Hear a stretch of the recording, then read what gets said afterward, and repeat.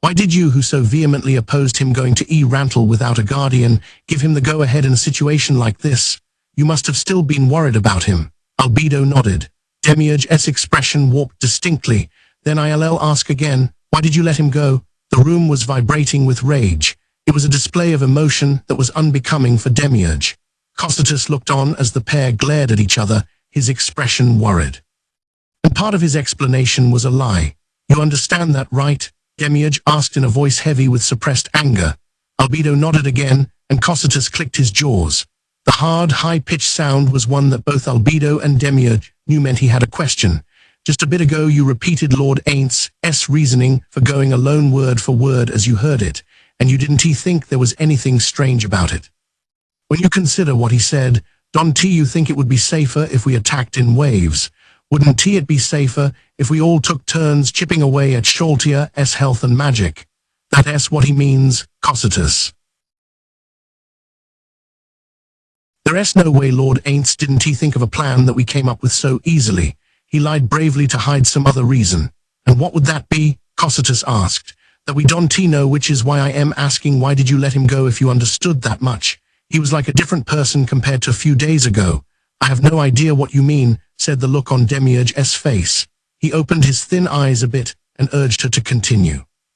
He didn't have the face of a man. How to say, I realize this will sound disrespectful, but he had the face of a child who wanted to run away. He didn't look like that to me. Maybe it was just your imagination. Demiurge had flicked his eyes to the crystal monitor. They could clearly see their master walking through the forest. I wonder, I don't really think I would misread the face of the man I love, though she followed that up by shifting her gaze, the look of a charmed woman on her face. Demiurge was already irritated, and that look really rubbed him the wrong way. Oh, then what did it say this time? This is where his true will lies. It may be rude to say so, but when a woman is in love with a man trying to carry out his intentions, she doesn't feel like nitpicking. Besides, he promised me he would return. When Albedo announced she had nothing more to say, Demiurge snapped at her with obvious displeasure on his face. As I thought, you were naive. You make decisions based on emotion and not reason. Lord Aints is the last remaining supreme being. If danger finds him, it is our role to eliminate it. We should perform that role even if he reprimands us and puts us to death afterward. There was a clatter and Demiurge stood. Where are you going? The voice calling after him was small. That's obvious. I am mobilizing my subordinates. At the sound of a blade being unsheathed, Demiurge turned around and stared at Cocytus. Cocytus had drawn a katana, a god-tier katana. I see, so this is why you gave strict orders to come here when you called me Albedo. That's right, Demiurge. The 7th floor has already been blockaded on a joint order from Lord Aints and me. The minions have been seized. It goes without saying whose orders I would follow when it was a question of yours or Lord Aints'. You fool. How will you take responsibility for this if he dies? He's the last of the supreme ones. We should be devoted to him completely. He'll be back. Where's the guarantee? Demiurge opened his eyes wide. They weren't eyes but jewels. He had neither pupils nor irises, just innumerable tiny sparkling facets. Believe in your master. That's the job of a creation. Demiurge worked his mouth for a moment and then snapped it shut with a well, maybe. Even among the Nazarick NPCs, who all devoted themselves completely to the 41 supreme beings, their positions on loyalty were slightly different. Naturally, Demiurge's and Albedo's ideas of how to be loyal were different, but Albedo's thoughts on loyalty had a huge impact on Demiurge. He was still anxious. How could he not be? That's why he'd been talking about a successor. If Aints disappears like the other supreme beings, who will we devote ourselves to? We were created to be loyal, so would our existence lose all meaning? He tried to hide his emotions as they bubbled up. He returned to his chair and sat down with rough motions that didn't match his usual personality. If something should happen to Lord Aints, I'll have you step down from your position as captain of the Floor Guardians. You would have her step down from a position chosen by the Supreme Ones. Demiurge, that's blasphemous. Cocytus was shocked, but Albedo just smiled. It's fine. But Demiurge, if Lord Aints comes back safe and sound, then if something like this comes up again, you have to go along without complaining. Of course. So Cocytus, what do you think Lord Aints' odds of winning are? Cocytus, looking discouraged, gave his assessment, 3 to 7. Lord Aintz's 3, Demiurge's shoulders shook slightly. Cocytus was the greatest warrior present, so he couldn't ignore his ominous pronouncement. But Albedo was different. She heard, and then smiled a sweet smile with confidence and conviction mixed in. Okay, then let us pay close attention as Lord Ainz overcomes that disadvantage and wins. After leaving behind the other two, Ainz walked toward Sholtier's location. He was able to walk in a straight line without getting lost, even in the forest, thanks to his skills. As he exited the trees, Sholtier, looking like a doll, hadn't changed at all since the last time they'd come. Ainz found himself feeling pity. At the same time, he was furious at himself, and he was even more furious at whomever had used the world item. Shit, he spat in barely a murmur, but the sentiment was violent. So much so that even the process by which his emotions were suppressed, as an undead, was insufficient to push it all down. In order to search for my friends, I want to spread the name Ainz Ul Gaun far and wide, no matter what it takes. Still, to avoid getting caught up in needless fighting, I've been proceeding quietly, so why did this happen? He had no idea who had used the world item on Sholtier, who they were affiliated with, or what their purpose was. I don't know who did this, but if they got any information out of her, I'll kill them. His dark thoughts spilled out. Even his supposedly immobile bone face seemed to twist with hostility and murderous intent. I'll make them heartily regret their foolishness. Did they think they could pick a fight with Ainz Ul Gaun and get off easily? Putting those thoughts into words, he was finally able to process his irritation. The real fight would start now. He needed to switch gears. This is so stupid, though. I know there's an easier way to do this. He smiled self-deprecatingly. Is this guilt, or do I want to avoid it? Do I just want to run away? Sholtier was the strongest guardian, but not by much. If the guardians attacked her in waves, they were sure to win. There was only one reason he hadn't chosen that option. He didn't want to watch his precious children fight one another to the death. If someone defied Ainz Ul Gaun of their own free will, he would readily view it as revolt. He would use everything in Nazarik's power to destroy them.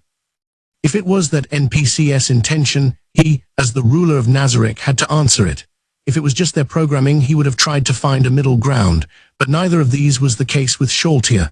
This time it was mind control. It was Ainz's mistake to not have considered that possibility. The blame fell on him, so he wanted to settle things himself. Ainz took off a ring. It was a cash store item that let him come back to life with barely any penalty. Its removal was a sign of his indomitable resolve. He didn't want the possibility of resurrection to cause carelessness. With a solid determination that wasn't desperation, Ainz cast his eyes toward the sky. Still no enemy attack. Nothing currently registering on Nazarik's intelligence magic. Is there no surveillance? Normally Ainz would be rolling out several magical defenses. The spell he cast in Khan as a countermeasure against intelligence-gathering magic was one of those. Back in the Yggdrasil days, friendly fire had been off. They could cast intelligence magic between allies without any problem. In this world, it was different. If Albedo or one of the others tried to detect him, the spell to resist it would cast immediately. If that happened, he'd clash with Nazarik's defense system. In an unlucky scenario, he might end up losing a ton of health. In order to avoid that, he cancelled the linked spell. He dialed back the response to just finding out who had cast the intelligence spell. What he knew was that no one from outside Nazarik had their eye on him. He couldn't understand it and racked his brain. Could she really have just happened to be placed here?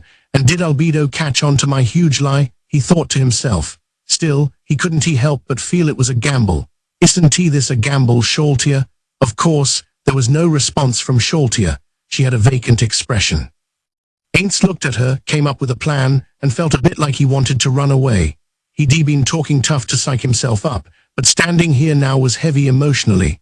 Even if he was prepared to die, or perhaps because he was prepared to die, the vestige of Satoru Suzuki's mind was frightened. This wasn't a Yggdrasil battle that was about to begin. It was a real fight to the death. He was risking his life. This wasn't like the fights he'd experienced now and then since coming to this world, the ones with opponents like Nigun or Clementine. In those fights, victory was assured because of how overwhelming the gap in combat ability was. This time, he didn't know if he would live or die, and he was starting from a disadvantage.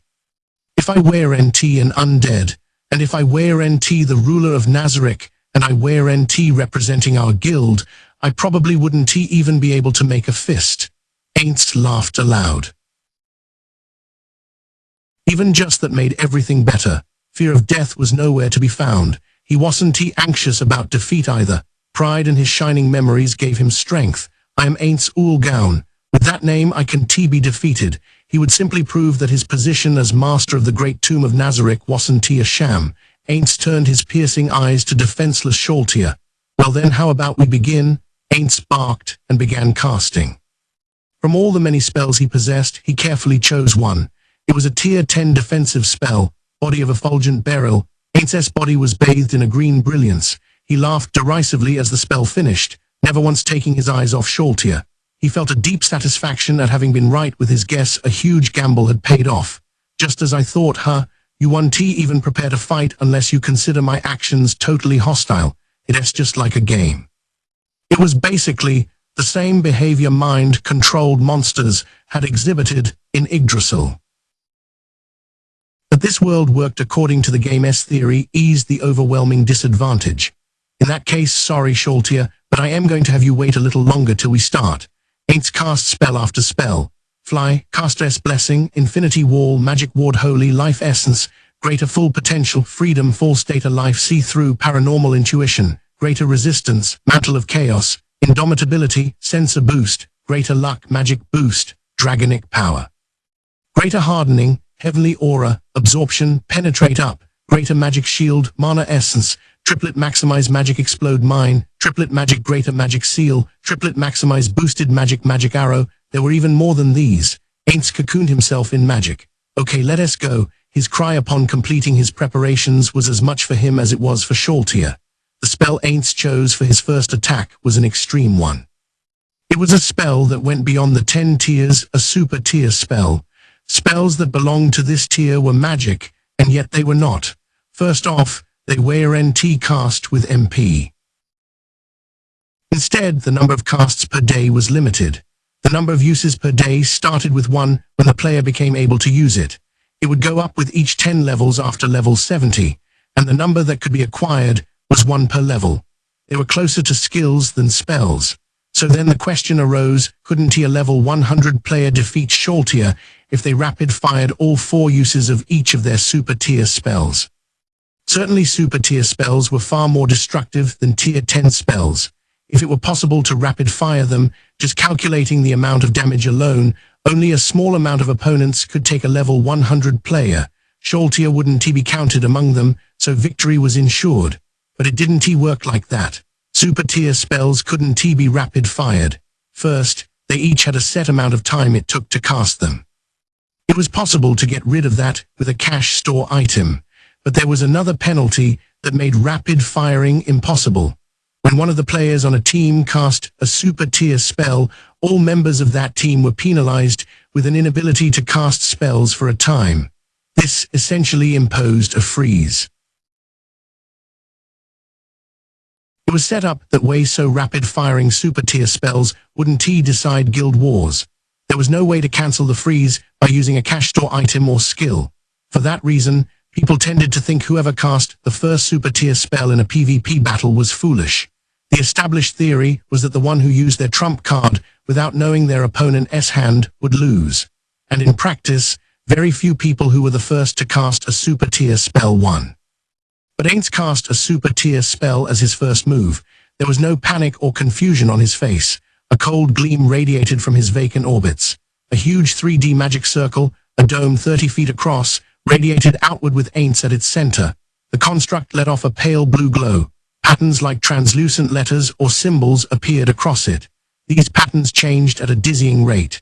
The same pattern never lingered for more than an instant. He could have cast immediately by using a cash store item, but he didn't. He took his eyes off Sholtia and scanned the area. Was there an ambush, or should we wait and see? This would be a good chance to attack me, though.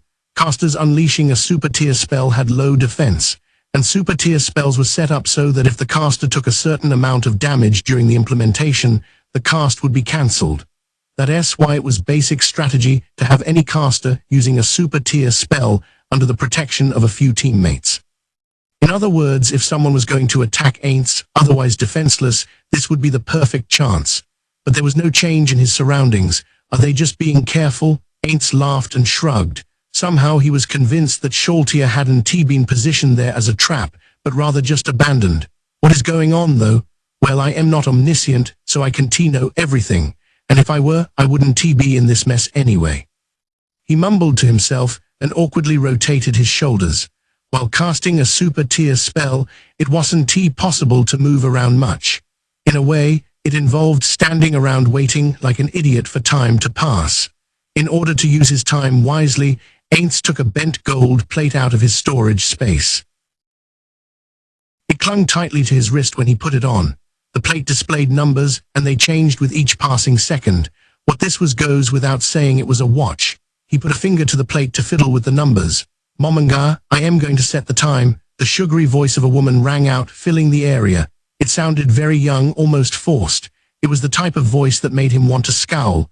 "Why can't you turn off this watch's voice?" Aints grumbled, but it was just an act. He could turn off the sounds if he messed with the Creator's toolkit, but he hadn't yet. The voice in the watch belonged to one of his guild members, Bubbling Teapot, the creator of Aura and Mare. Taking away her voice would make this watch no different from any other. She was a quite talented voice actress. She'd given the watch a voice liable to make anyone's eyebrows tilt in a disapproving manner because she had gone a bit overboard with her teasing. Perorancino created Sholtia Bloodfallen. He was her little brother and good friends with Aints. It had been the result of his categorization as one of her little brother's friends. Or maybe it wasn't teasing. She often voiced Lolita characters in a Roge. That bizarre voice from the watch was one of those. So maybe she had just done it as if it were one of her voices for work. Aints smiled, wryly recalling his friend complaining to him that if his sister's voice was in a game he wanted to get, his desire to buy it went way down. Seriously, though, I would always get surprised if I was surfing the net and her voice suddenly popped up. After speaking to his guildmate who wasn't there, he reached into space and took out a few flat wooden sticks. Each one was about 6 inches long. Something was written on each one, like Tsukayomi, Howie's bow, Earth Recover, and Iron Fists of a Lady Teacher. There were several scroll holders attached to Aints' belt. He carefully stuck in the sticks, paying close attention to the order. By the time he finished those preparations, the magic circle's bluish glow had grown stronger. He could cast the super tier spell now. "Okay, shall we?" Power flowed into his determined eyes. Super tier magic fallen down. Chapter 5 Player vs. Non-player character 1. There was a noise, a sizzle, like a burning stick being thrown into water. The spell, Beyond Tears, turned everything white as if the sun were manifesting on the earth. The heat expanded quickly and greedily devoured everything in the area. The spectacle of total death lasted about 5 seconds. But it felt tens of times longer. Eventually, the white world disappeared. Inside the huge circle that was the wake of the extreme heat, which had vanished as quickly as it appeared, the scenery had completely changed. Nothing was affected outside the area of effect.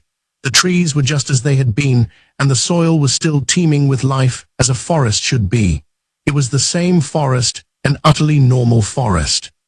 What was left inside the area of effect, however, was a surprisingly vast plot of dead, blackened earth. The terrible heat had raged through and burned up the vegetation. All that remained were bits of the roots of huge trees that had carbonized. There were even parts of the ground that had turned to glass. Some patches were still smoking. Standing right on the edge of this world that allowed no living things, Aints was pierced by a horrifying presence coming from inside. There was only one possible source. No other being could have survived an amount of heat that would kill all life. Ka. Mixed in with the strange voice that reached Aints' ears was something like the sound of grinding teeth. When he turned toward the voice, he saw Crimson in the monochrome black world. Her whole body smoking, Sholtia Bloodfallen sneered. "That wasn't enough to kill me." Her crimson eyes, full of enmity and murder, bore straight at him. "Lord Aints, that key into hurt." She stepped slowly forward. The scorched earth cracked under her feet. Closing the distance to Aints one step at a time, she swung her pipette lance. It made a boom noise as it sliced through the air, announcing that she could still fight. Aints was an arcane magic caster, and he displayed his true worth in ranged battles. Without a vanguard, being advanced upon was truly disadvantageous, but he didn't panic or shrink away. He spoke to her with the arrogance of a champion awaiting a challenger. It was a lame present, but did you like it, Sholtia? Ah ha ha ha ha ha. Sholtia laughed, absolutely delighted. Wonderful. It's a shame I have to kill you when you have so much power, Lord Aints. Lord, huh? Why call me Lord? Who's your master now? Well, that is a funny thing to say. Isn't calling you Lord Aints the natural thing to do? You're a supreme being, and my current master is her face twisted into a frown of confusion. Why am I fighting you, Lord Aints? No, wait. It's because you attacked me. But why did you attack me?